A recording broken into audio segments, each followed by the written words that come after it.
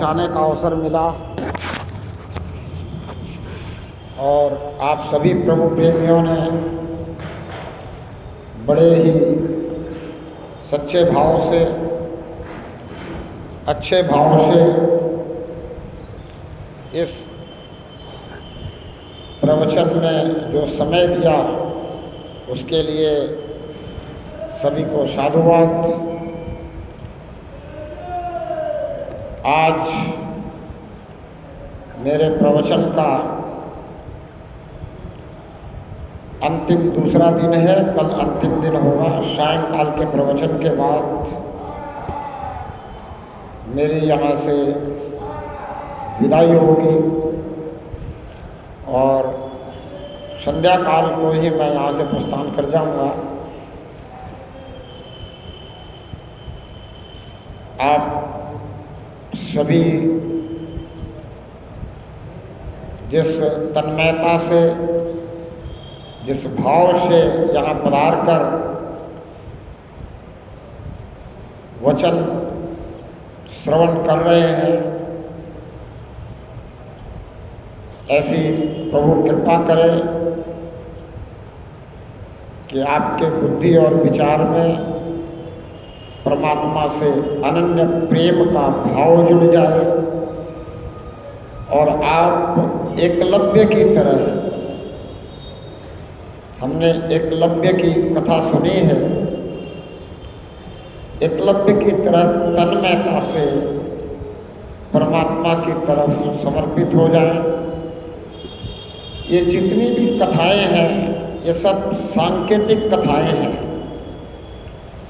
जब हमारे ऋषि मुनियों ने समझाने की कोशिश की और इस तथ्य को पूर्णता से पहुंचाने के लिए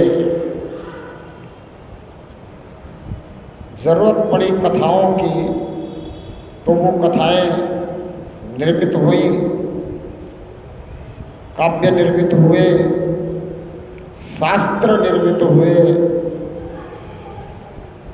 बहुत से भक्तों के कथाएं जो परमात्मा के कृपा पात्र बने, आपको सुना करके आपको भी परमात्मा का कृपा पात्र बनाने की कोशिश, प्रयास हर संभव संतजन करते रहे, क्योंकि संतों ने समझा कि सुख तो संतों के चरणों में इसलिए है क्योंकि वो परमात्मा से जुड़े हुए हैं। और संतों ने इशारा भी किया कि जो सुख साधु संग में, सो सुख वैकुंठ न होए। राम बुलावा देख के दिया कबीरा रोए। बुलावा आ गया है, जाना है, ये देख करके कबीर रो रहे हैं कि जो सुख साधु संग में है वो वैकुंठ में नहीं है। अब साधु संग में सुख क्यों है? साधु कहते ही उसको है जो पहले दूसरे को खिलाकर खाए, जो पहले दूसरे को सुखी करने का प्रयास करे, फिर स्वयं के बारे में सोचे, स्वयं के बारे में वो ये भी नहीं सोचता कि मैं सुखी हो जाऊं। वो दूसरे को सुखी देखकर ही सुखी हो जाता है, दूसरे को करके सुखी हो जाता है। इसलिए संत जन को कई बार कहते हुए सुना है कि अगर आप अपने खुशी के लिए, सुख के लिए धन कहीं व्यय करते हो तो वो क्षणिक सुख आपको मिलता है। आप अगर किसी ऐसी जगह चले गए, होटल में, रेस्टोरेंट में, किसी और जगह, और अपने परिवार के साथ भोजन करके आए, अनेकों खर्च करके आए, और आपने जो वो खुशी ली वो आपकी कितनी देर की खुशी है? थोड़ी देर के लिए, क्षणिक सुख।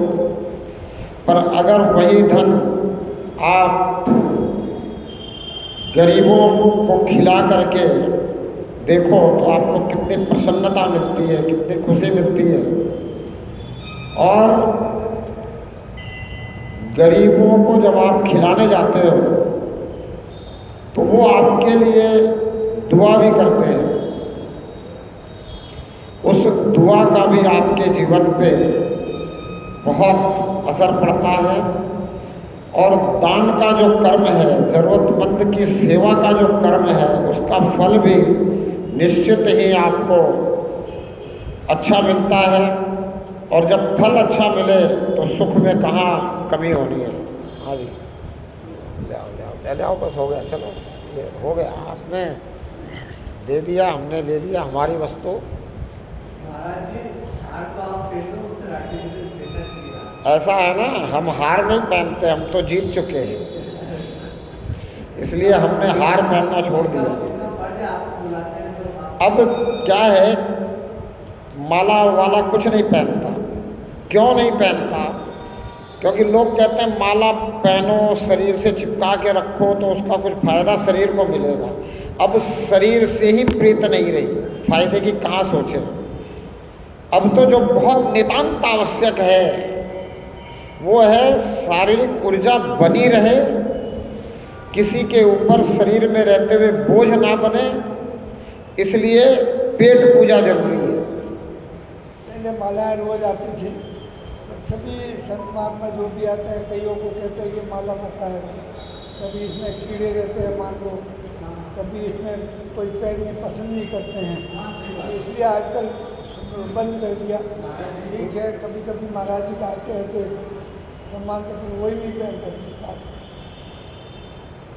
संत महात्मा को सम्मान की जरूरत नहीं होनी चाहिए। संत महात्मा सन्यासी ये मान सम्मान से ऊपर उठ जाते हैं। इनको तो आनंद आ जाता है जब आप दो शब्द प्रेम से कह देते हो, भावपूर्ण आप हो जाते हो, और जब आप ये समझ जाते हो कि बस मुझे और किसी से कोई काम नहीं, सिर्फ मेरा काम है एक मुझे लभ जाए। वो एक जो लभ जाए ना, उसी का नाम दे दिया एकलव्य। बोले जिसको एक मिल गया, जिसने इस एक को समझ लिया, जान लिया, पहचान लिया, उसका ध्यान जो है एक पे टिक गया। तो ये जो ध्यान है ये एकलव्य का धनुष है। ये जो ध्यान है ये क्या है? एकलव्य का धनुष है। और जब ध्यान इस पे लग गया और इससे बातें शुरू हो गई, तो इसकी अगर हमने सुन ली, अंदर की बात जो परमात्मा की बात है वो सुन ली, मन की बात नहीं, क्योंकि मन की बात वो है जो इंद्रियों की तरफ ले जाती है, और परमात्मा की बात वो है जो इनसे अलग कर देती है, जो अपने सुख के लिए आपको चिंतित नहीं करती, अपने सुख के लिए आपको व्यथित या अपने सुख के लिए आपको व्याकुल नहीं करती। ये परमात्मा की बात अगर समझ में आ जाए तो ये वाण है। ये क्या है? वाण। और कुत्ता क्या है? कुत्ता मन है, मन। मन जैसा कुत्ता देखा? कुत्ते की क्या वृत्ति होती है? कुत्ते की वृत्ति होती है जहां भी कुछ देखे वहां मुंह मारेगा। और मन की वृत्ति क्या है? इन आंखों से कुछ दिखा, मन अच्छी चीज देख के प्रसन्नचित होता है। फिर अगर इच्छा उत्पन्न हो गई उस चीज को प्राप्त करने की, प्राप्त हो जाए तो आनंदित होता है, ना प्राप्त हो तो व्यथित होता है। अब ये मन जो है, इसी को कहा कि ये कुत्ता है। और बाण कैसे चले?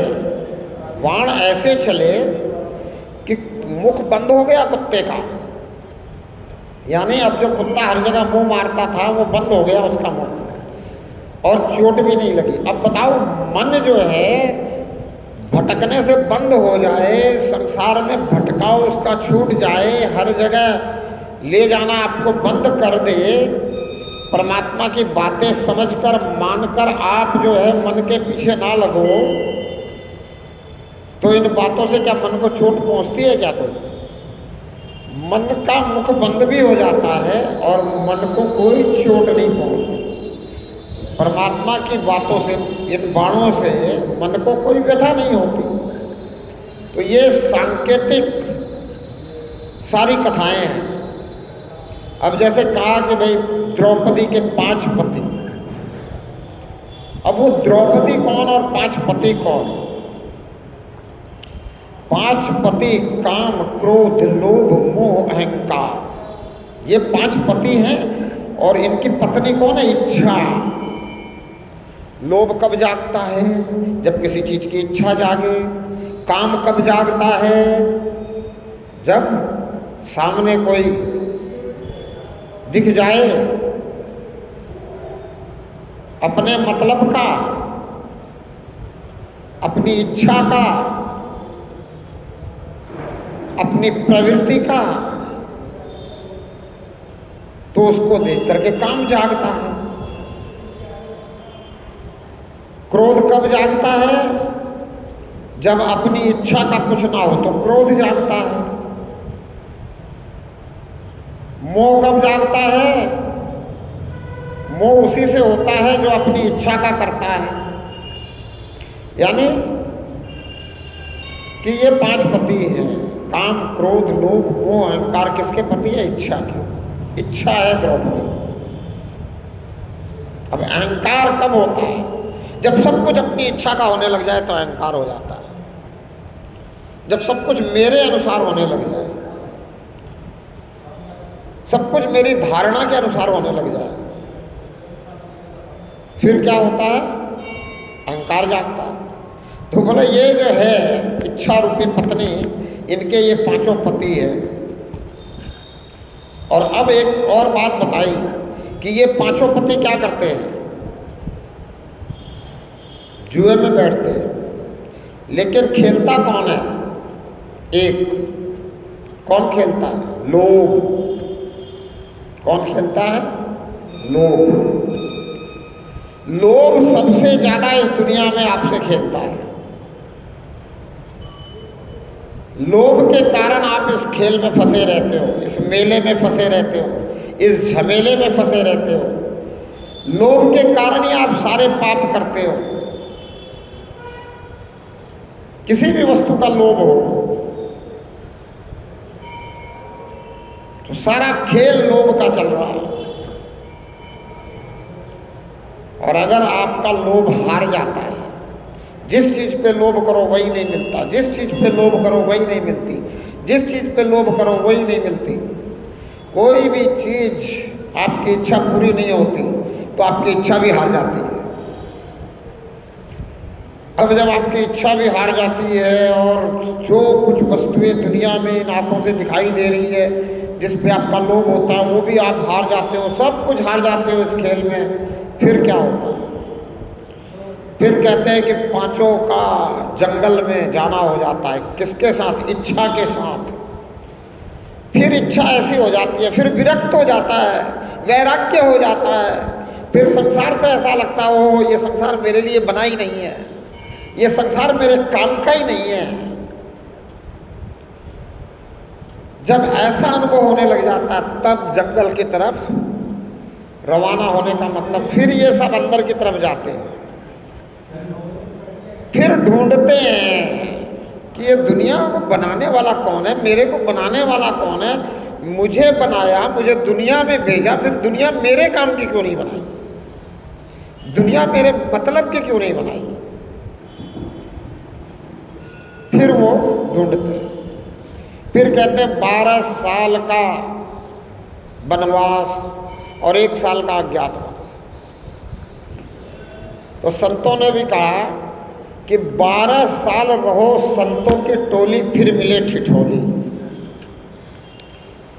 तो जब वैराग्य हो जाता है ना, फिर ये 5 मन को धक्का मार करके संतों के चरणों में लेके चलते। बोले चल इधर कुछ नहीं संसार में, इन विरक्तों के पास चल, इन वैरागियों के पास चल, इन सन्यासियों के पास चल जिन्होंने संसार को छोड़ दिया। फिर 12 साल जब संतों के पास रहता है तब जाकर के ठिठोली आती है, तब जाकर के असल बात समझ में आती है, तब जाकर के प्रभु से पूरा प्रेम होता है। फिर क्या होता है? बोला फिर वो 1 साल के लिए अज्ञातवास हो जाता। अज्ञातवास का मतलब फिर वो अंदर की यात्रा शुरू करता है। फिर वो समझ जाता है कि प्रभु अंदर है, अंदर ही मिलेगा, बाहर ढूंढने से नहीं मिलेगा। फिर वो अंदर की यात्रा शुरू करता है। फिर वो बाहर के लिए अज्ञातवास हो जाता है। फिर वो दूसरे को देखता नहीं, दूसरे उसको देखते नहीं, वो किसी से मिलता नहीं, जुलता नहीं, वो परमात्मा को चाहता। और अगर ऐसा हो जाता है तो फिर परमात्मा कृपा करता है और कृपा करके ज्ञान चक्षु खोल देता है। और ये परमात्मा अगर दृश्यमान हो जाता है उसको, फिर क्या करता है वो, फिर परमात्मा के ऊपर सब भार छोड़ देते हैं कि अब जो तू कराए वो हो। लेकिन दुनिया को उसका शरीर दिखता है और शरीर से ही होता हुआ सब कुछ दिखता है। इसलिए अज्ञातवास के बाद फिर जो कुछ हो रहा है वो लड़ाइयाँ चल रही है।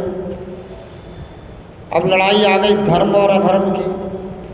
तो अब वो जो विरक्त, जो वैरागी, प्रभु की पहचान पाके अपने आप में संतुष्ट हो चुका है, वो अब प्रभु की कृपा से, परमात्मा की कृपा से, जैसे आपको बताया कि कृष्ण की कृपा से अर्जुन लड़ रहा है,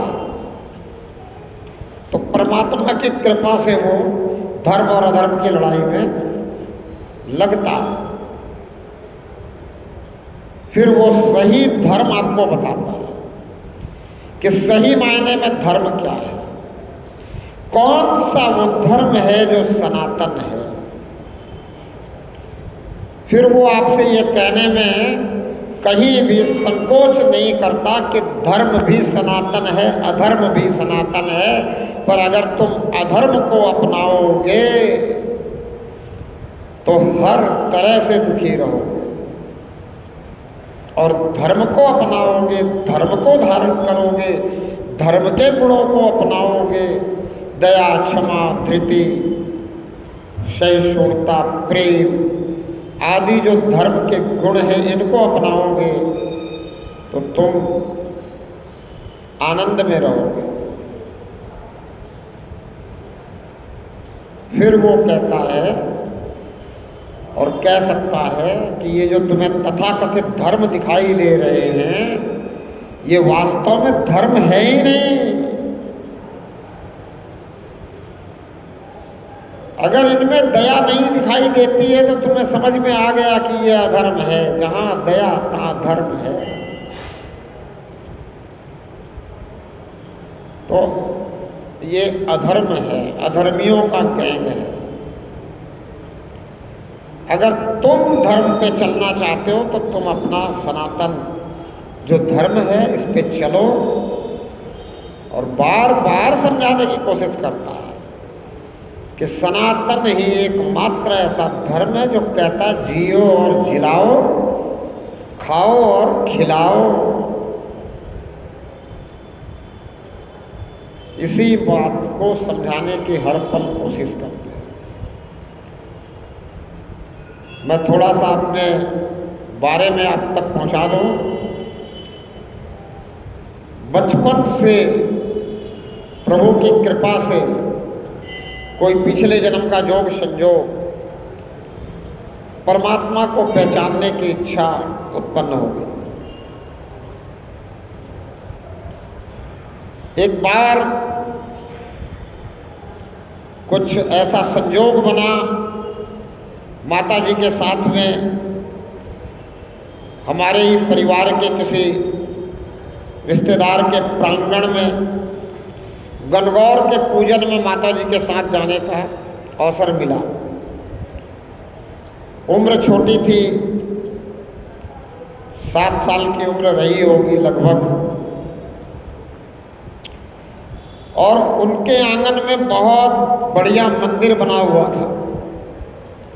5 फुट की हनुमान जी की मूर्ति थी और भी अनेकों मूर्तियां थी, चांदी की, तांबे की, पीतल की, पत्थर की और शीशे में जड़ित चित्र भी थे।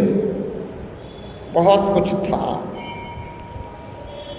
पर जब गणगौर की पूजा हमारी मातृशक्तियों ने, हमारे सभी माता, चाची, बुआ, दादी आदियों ने, सभी परिवार के मिलकर के जब गणगौर की पूजा शुरू की तो दीवार पे गोबर से कुछ बनाने लग गई। मैं वहाँ पीछे तहखाने के दरवाजे पे ही बैठा था स्टूल लगाकर, और काफ़ी देर से ये विचार कर रहा था कि इतने परमात्मा इन्होंने पहले ही बना रखे हैं,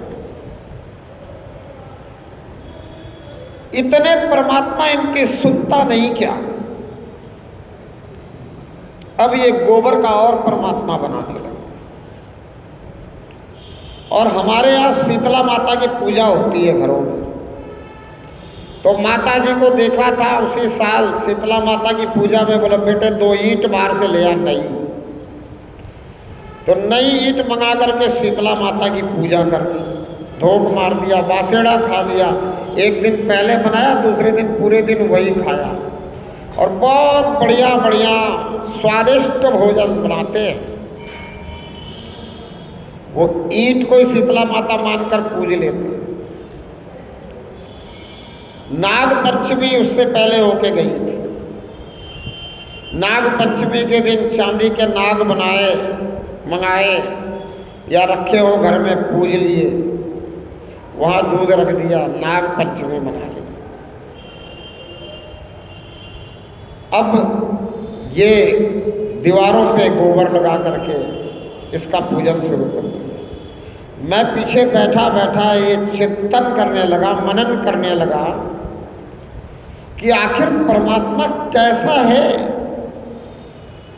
जिसे ये लोग कुछ भी करके खुश करना चाहते हैं। किसी भी प्रकार से ये खुश हो जाए, इसके खुश हो जाने से हमें ये सुख प्रदान कर देगा, ऐसी धारणा, ऐसी भावना लेकर के, ऐसी श्रद्धा लेकर के वो लगे हुए हैं अपनी पूजा में, और मैं पीछे बैठा हूँ। और मेरी एक चाची जी ने ये ध्यान दिया, क्योंकि वो मकान उन्हीं का था, वो आंगन उन्हीं का था, तो उन्होंने बड़े ध्यान से मेरी तरफ देखा कि मैं शुरू से लेकर के अंत तक यहीं बैठा हूँ, बच्चों में खेलने नहीं गया, क्योंकि बहुत सारे बच्चे इकट्ठे हो रखे, परिवार के बच्चे इकट्ठे हो जाए तो वो खेलते हैं, मुझे भी खेलने जाना चाहिए था, पर मेरा ध्यान यहाँ अटका हुआ था। इसलिए मैं बैठा हुआ ये चिंतन सोच रहा था, चिंतन कर रहा था और देख रहा था कि ये क्या क्या करते हैं। तो जब उन्होंने ये देखा, पूजा खत्म हुई, तो सबसे पहले वही मेरे पास आई। उन्हें ये शक था कि शायद हमारे बच्चों ने इसे कुछ बोल दिया होगा, मार दिया होगा, कुछ और कर दिया होगा, इनकी कोई ना कोई बात ऐसी बनी है जिसके कारण ये यहाँ आकर बैठ गया है चुपचाप, और इसकी माता अगर पहले पहुँच जाए तो ये पहले उससे शिकायत करे, इससे पहले मैं ही पूछिए कि हुआ क्या है। वो आ गई मेरे पास, आकर के मुझसे पूछा कि अरे तरुण, अपनी भाषा मारवाड़ी, उरे क्या बैठे? बस ऐसे ही बैठे। मतलब कहने का कि तू यहाँ क्यों बैठा है?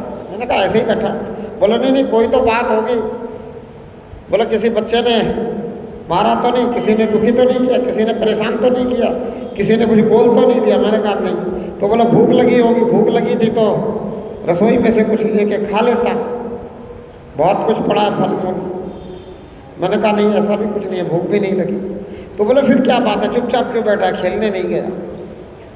फिर मैंने उनसे कहा कि भाई मैं ये सोच रहा हूँ कि ये जिसको आप भगवान कह रहे हो, ये क्या चीज़ है, ये है क्या, मुझे समझ में नहीं आ रहा। इतने सारे भगवान पड़े, आप गोबर से पूज रहे हो, दिवाली के दूसरे दिन वहाँ भी गोबर से पूजते हो, दिवाली के दिन और किसी तरह से अलग करके पूज लेते हो, कुछ ना कुछ आप करते हो भगवान के लिए, लेकिन भगवान ये है क्या, कैसा है, मैं ये समझना चाहता हूँ, जानना चाहता हूँ। तो वो वहाँ से चली गई मेरी माता जी के पास, और माता जी से उन्होंने कहा कि भाई ये तेरा लड़का ऐसे ऐसे पूछ रहा। अब माता जी तो वहाँ से जवाब तैयार करके लेके आई, बिल्कुल पक्का वाला, कि जवाब क्या देना है। लेकिन आते ही ये पूछा, बोला क्या हो गया, चाची जी को क्या पूछ रहा था। तो मैंने कहा, मैंने तो ये बात पूछी ये कि भाई ये भगवान है क्या, कैसा है, परमात्मा क्या है। जवाब क्या था मेरी माता जी का, बोला जब तू बड़ा हो जाएगा तो तुझे पता चल जाएगा। उसी दिन मैंने समझ लिया कि मैं बड़ा हो जाऊंगा तो मुझे पता चल ही जाएगा। क्यों? क्योंकि बचपन में हम ये मानकर चलते हैं कि मेरी माता जैसा और कोई नहीं है, मेरी माता जो जानती है, मेरी माता जो कहती है वो सब कुछ सही कहती है, ठीक कहती है, विश्वास कर लिया। और अब बड़े होने की इंतजार करने लगा, कितना बड़ा हो जाऊंगा तब पता चलेगा, कैसे पता चलेगा। और ध्यान इधर होने के कारण कबीर की वाणियाँ और जो भी घर में सुनने को मिला, पढ़ने को मिला, समझने को मिला, उसे पढ़ा समझा जाना।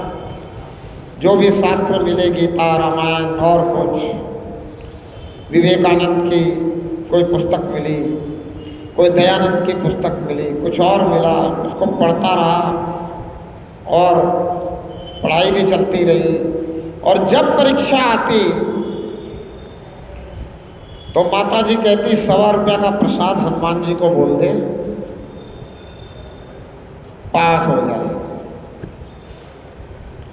मैं सोचता कि 1.25 रुपया के प्रसाद में पास हो जाते हैं तो क्यों माता जी मुझे रात को लेकर के 2 घंटे तक बैठती है और मेरे साथ माथा कुटी करती है, मुझे पढ़ाती है, मुझे ट्यूशन में भेजती है, मुझे स्कूल में भेजती है, इतना सब कुछ परेशानी करती है, मुझे तैयार करती है, क्या चक्कर है? अगर 1.25 रुपया में पास हो जाऊँ। बात उस समय कुछ समझ में नहीं आई, बात बाद में समझ में आई कि 1.25 रुपया में पास होने की कोई महत्व नहीं है।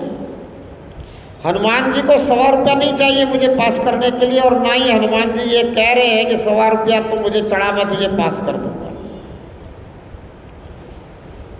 बात सिर्फ मातृत्व की है, बात सिर्फ माँ के ममता की है। और मैंने कल एक शाम को बात बताई थी कि माँ की ममता ऐसी है कि माँ सोचती है मेरा बच्चा जरा सा भी दुखी ना हो, जरा सा भी परेशान ना हो, जरा सा भी उसको टेंशन ना हो, जरा सा भी उसको चिंता ना हो, जरा सा भी वो रोए नहीं। वो चाहती नहीं कि बच्चा रोए। तो अगर बच्चा चल करके कहीं से आ रहा है और कहीं कोई वस्तु रखी है, टेबल और कुर्सी, उससे चोट खा गया है, रो रहा है, तो वो उस मातृत्व भाव में, ममत्व में, बच्चे के प्रेम में उस बच्चे को नहीं बताती सही बात कि भाई तेरे पास आंखें दी भगवान ने, देख के चलता तो आंखें नहीं टकराता। नहीं नहीं, वो उसी टेबल को 2-4 हाथ मारती है, उसी कुर्सी को 2-4 हाथ मारती है और बच्चे को कहती है चल मार दिया इसको, चुप हो जा। बहुत बड़ी गड़बड़ कर दी। अब बच्चे को पहले ही अटेम्प्ट में ये समझ में आ गया कि गलती सामने वाले की होती है, मेरी कोई होती नहीं है। और कल मैंने फिर बताया कि अगर दूसरी तीसरी बार कोई ऐसा वाकया हो गया तो वो बच्चा मान गया कि गलती मेरी नहीं होती है, गलती सब सामने वाले की होती है। जिंदगी में कभी गलती नहीं मानेगा और फिर आप कहोगे कि ये अपनी गलती मानता नहीं है। ये कमी किसकी रही? भाव में बेहोश होकर के काम किया, उसकी गलती रही। बेहोशी की हालत में बच्चे को जो बनाना चाहिए था वो नहीं बना करके सिर्फ यही देखते रहे कि बच्चा रोना नहीं चाहिए, जबकि बच्चा जितना रोए उतना बुद्धिमान होता है। क्यों होता है? क्योंकि जब वो खुश रहता है बच्चा, जब वो बच्चा जो है आनंदित रहता है, किसी चीज़ में लगा रहता है, किसी खेल में लगा रहता है, तब वो विचार नहीं करता कुछ भी। लेकिन जब बच्चा रोता है तो वो विचार करता है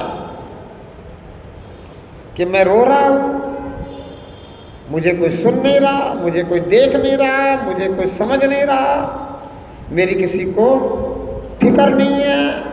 हमें लगता है कि वो विचार नहीं करता, अरे वो विचार करता है। इस बात को समझाने के लिए कथा से आपको समझाया गया कि अभिमन्यु गर्भ से ही सीख कर आया था। बच्चा तो गर्भ से ही सीखना शुरू कर देता है, विचार करना शुरू कर देता है, समझना शुरू कर देता है। लेकिन हमारी माताएं, मातृशक्तियाँ मातृत्व के भाव में, प्रेम भाव में बेहोशी की हालत में जीती हैं। बस सिर्फ इसी बात से मतलब रखती हैं कि बच्चा दुखी ना हो। इस बात से मतलब नहीं रखती कि इस बच्चे को सिखाना क्या है, इसे समझाना क्या है, इसे बताना क्या है, किस रास्ते पे इसको चलाना है। गड़बड़ हो जाती है। और एक गड़बड़ होती है, वो भी मैंने कल शाम को भी बताया था, फिर दोबारा वही बात पहुंचा देता हूं। गड़बड़ एक और होती है। वो क्या होती है? जब थोड़ा बड़ा हो जाता है, गलतियां दिखाई देती हैं, माता जी को गलती दिखाई दी, अब माता जी कह रही है भाई नहीं नहीं नहीं नहीं, ये तो जिद्दी हो गया, ये तो ऐसा हो गया, ये तो वैसा हो गया। अब उन्होंने डांटा, फटकारा, एक दो थाप लगाई। वो रोते रहते पिताजी के पास, बोला आज तो मम्मी ने मारा। और सिखाई देते हैं कि मम्मी बोलना है। अब संत महात्मा कहते भाई माँ बोलने तुम देते नहीं, माता शब्द से दूर हो गए। मम्मी, मम्मी मतलब मुर्दा। इजिप्ट में मुर्दे को रखते हैं संभाल करके, उसको मम्मी कहते हैं। खुद को पहले ही मुर्दा बुलवाना शुरू कर दिया। दूसरे में पिताजी ने कह दिया, बोला तेरी माँ तो ऐसी है, चल चुप कर जा, कोई बात नहीं है।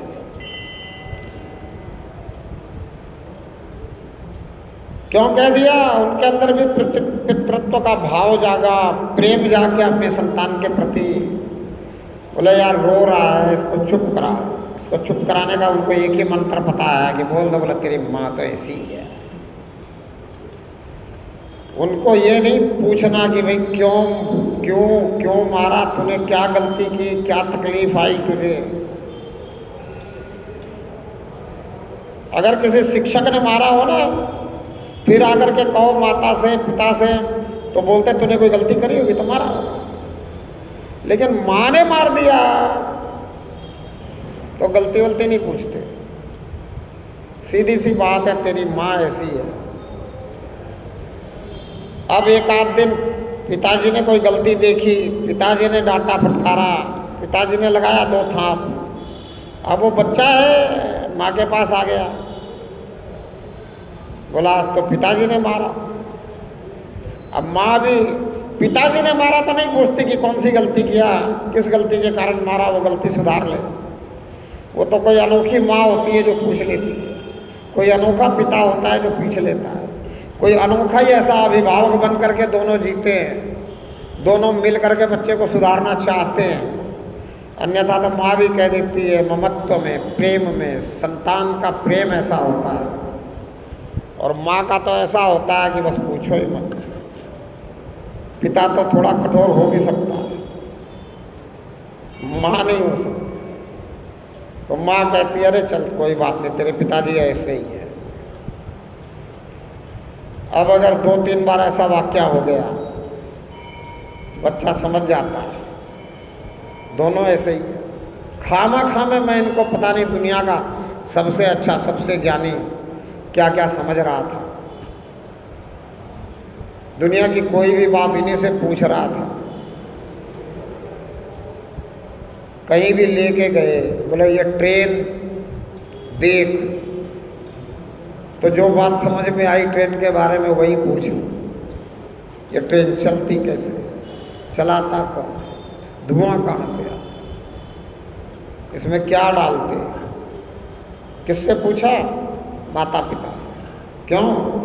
हमने सोचा सब कुछ जानते हैं, इनसे कुछ भी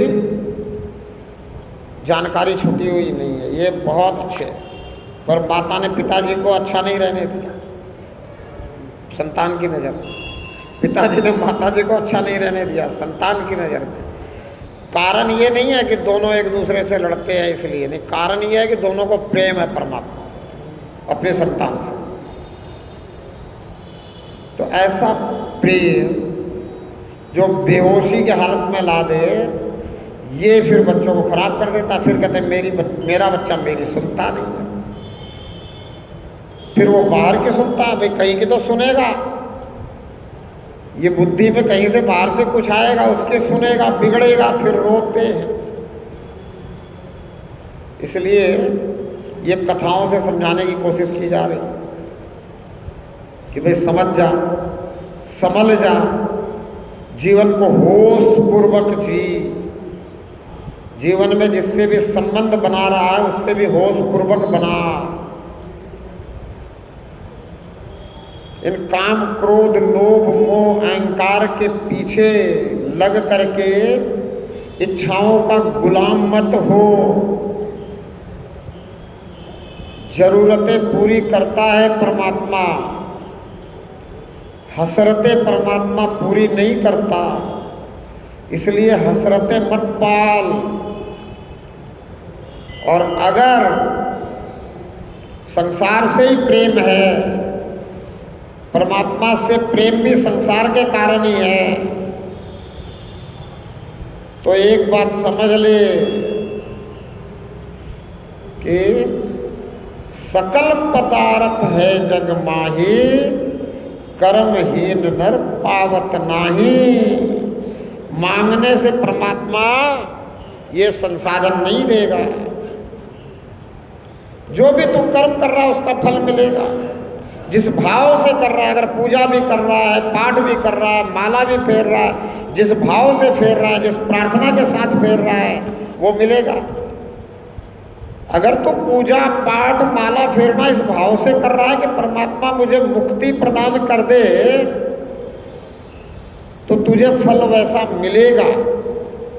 तुझे परमात्मा कहीं ना कहीं से ये ज्ञान, ये जानकारी भेज देगा कि जब तक मुझे पहचानेगा नहीं तब तक मुक्ति नहीं मिलेगी, जब तक मेरे तत्व स्वरूप को देखेगा नहीं तब तक मुक्ति नहीं मिलेगी। लेकिन अगर संसार के लिए माला फेर रहे हैं, संसार के लिए पूजा पाठ कर रहे हैं, संसार के लिए कुछ कर रहे हैं, तो परमात्मा क्या देगा? सद्बुद्धि। और सद्बुद्धि देके बार बार यही समझाने की कोशिश करेगा कि सच्चाई ईमानदारी से कर्म कर, सब कुछ देने के लिए तैयार हो, कर्म का फल ले, कर्म कर। तुझे कर्म करने के लिए हाथ दिए हैं, शरीर ये कर्म करने के लिए साधन दिया है। ये जो साधन तुझे दिया है, अगर तुझे संसार से प्रेम है तो कर्म कर, फल ले।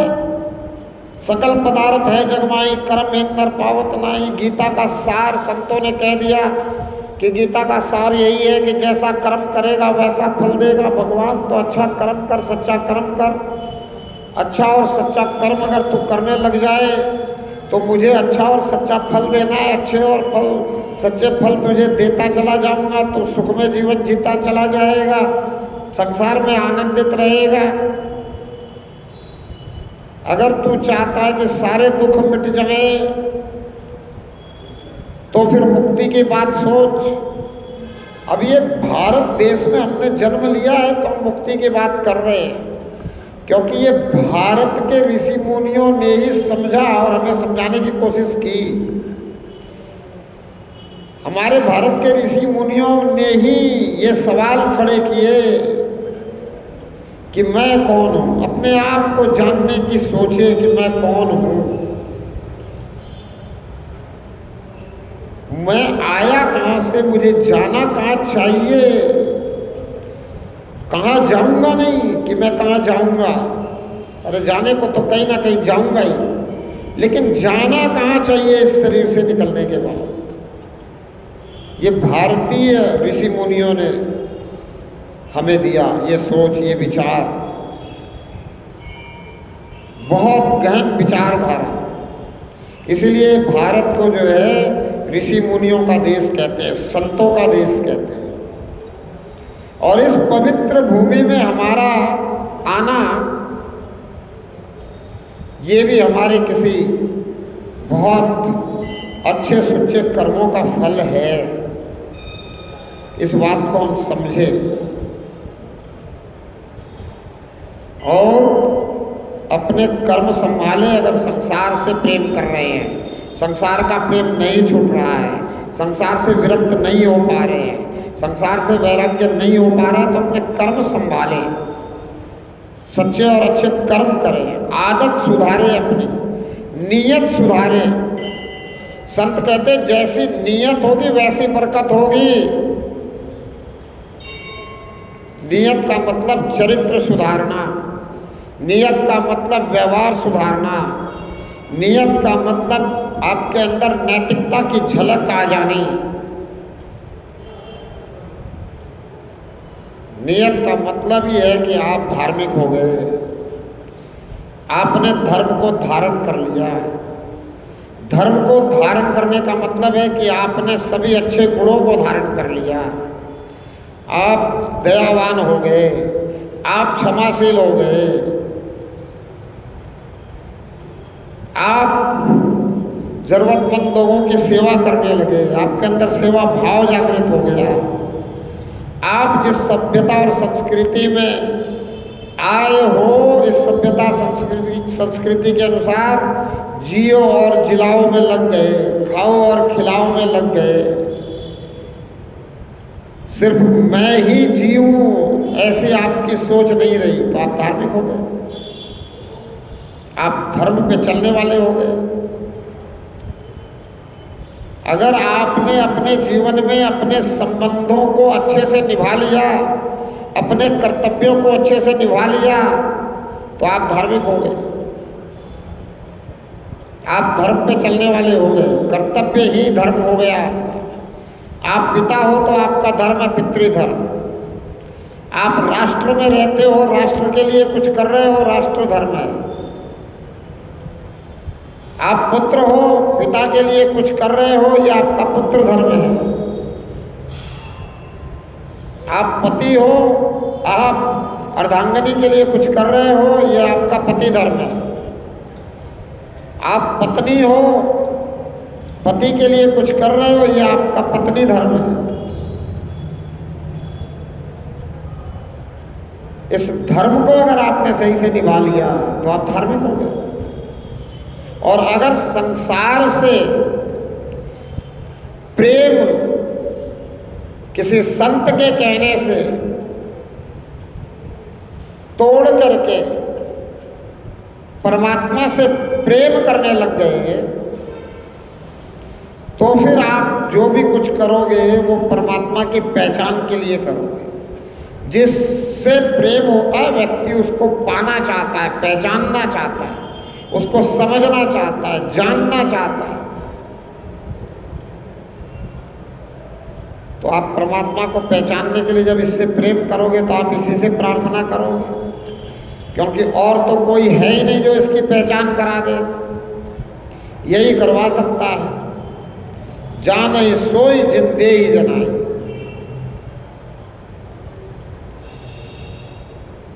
और अगर इसकी पहचान हो गई,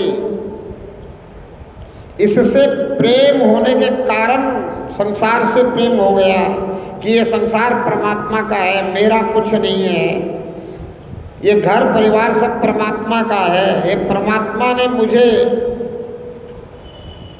दिया है, तो फिर आप परमात्मा से ही प्रार्थना करने लग जाओगे कि जो तू चाहता है वो करवा ले। जन्म तूने दिया, भले ही उसमें मेरे कर्मों का लेखा जोखा हो। ये शरीर में तूने डाला,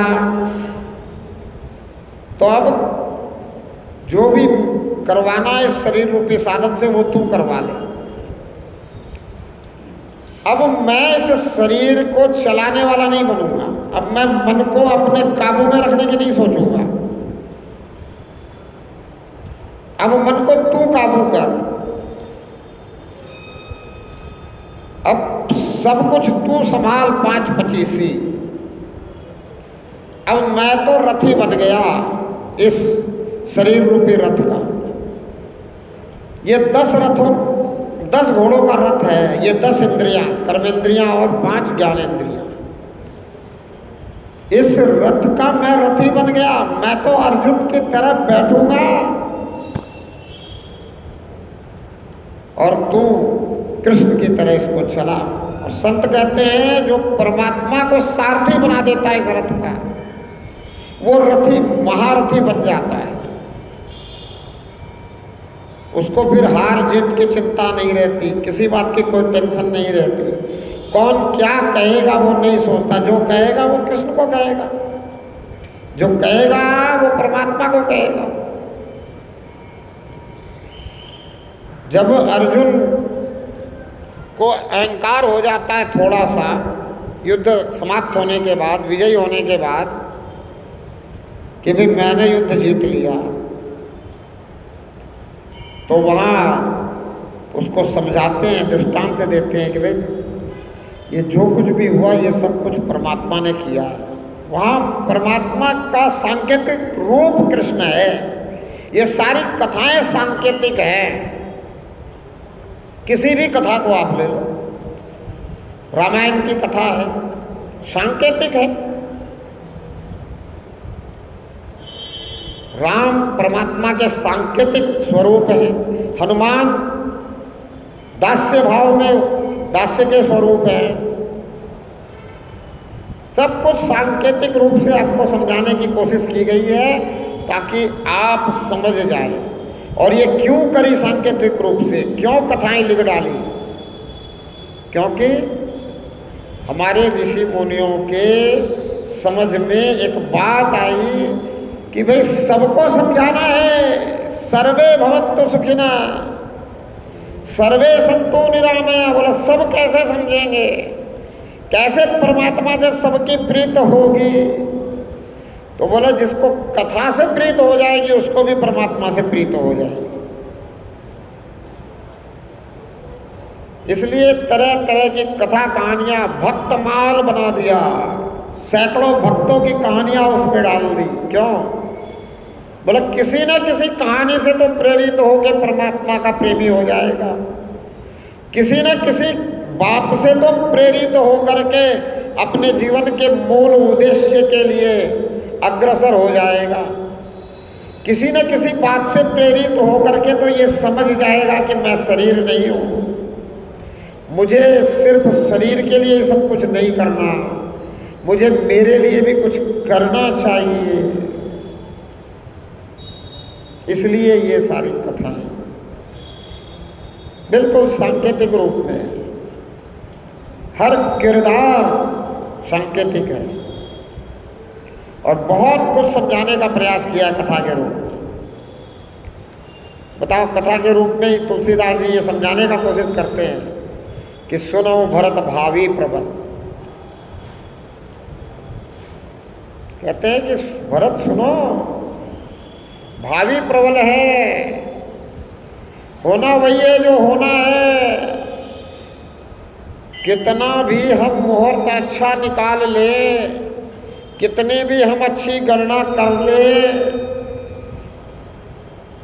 कितना भी कुछ कर ले, पर होना वही है जो होना है। क्योंकि जन्म ही बिना मुहूर्त के हुआ है। जन्म के लिए कौन मुहूर्त निकाल सकता है कि कब जन्म होगा? मृत्यु का कौन मुहूर्त निकाल सकता है? अब वो कथा बता रही है कि राम जी के राज्याभिषेक के लिए बड़े अच्छे दिन का मुहूर्त निकाला गया।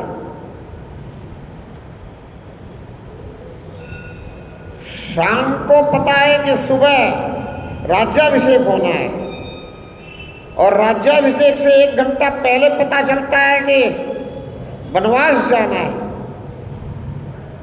और क्यों जाना है? तो जिस पिता की आज्ञा से राज्याभिषेक हो रहा था, उसी पिता की आज्ञा हो गई है कि जाना है। हो गई तो हो गई, कोई दिक्कत नहीं है। लेकिन हम तो बड़ा दिक्कत बनाने लगते हैं, थोड़ी सी इधर उधर बात हो जाए। लेकिन जो इधर उधर बातें हो रही है उसको जो स्वीकार कर लेता है, उससे फिर परमात्मा सर्वश्रेष्ठ काम करवा लेता है। और वो स्वीकार भी इसीलिए कर पाता है क्योंकि वो जानता है कि जो करवा रहा है वो परमात्मा करवा रहा है। आप सोचो, अगर राम वनवास नहीं जाते तो कथा के अनुसार वो भगवान बनकर लौटते क्या? अगर वहां रहते, राजकाज चलाते, तो उनके बहुत से वंशजों ने राजकाज चलाया। राजकाज चलाने वाले को हमने भगवान माना क्या? नहीं, हमने उनको भगवान माना जिन्होंने हमें दुखी करने वालों का संहार कर दिया। रावण दुखी कर रहा था हमारे पूर्वजों को, ऋषि मुनियों को, संतों को। हमने राम को इसलिए भगवान कह दिया। कृष्ण ने कंस का संहार किया और राक्षसों का संहार किया जो दुखी कर रहे थे। हमें जो दुख से बचा ले हम उसको भगवान बना लेते हैं, मान लेते हैं।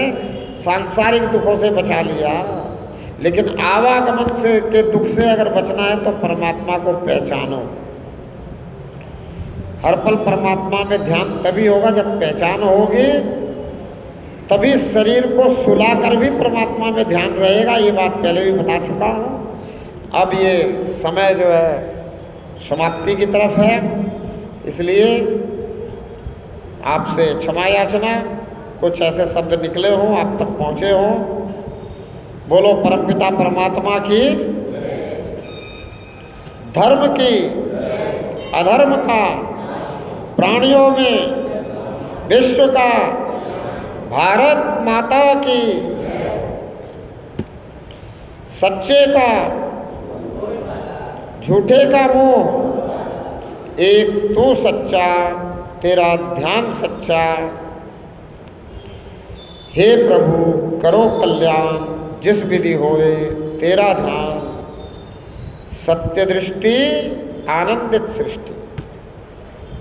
आत्मने नमः परमात्मा। अभी गीता